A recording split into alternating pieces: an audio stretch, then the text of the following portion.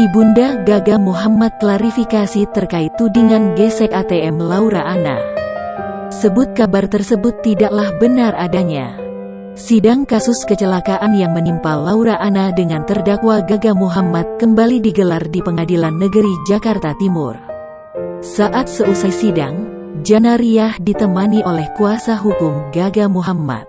Fahmi Bahmid pun memberikan klarifikasi terkait berbagai tuduhan dari keluarga Laura Anna. Pasalnya, Janariah sempat disebut menggesek ATM pribadi milik Laura Anna saat mantan kekasih anaknya itu masih dalam kondisi sakit. Ia dengan tegas membantah jika hal tersebut adalah fitnah. "Saya hanya ingin klarifikasi adalah berita yang aku lihat, termasuk yang ditinggalkan oleh almarhum itu dia fitnah," kata Janariah.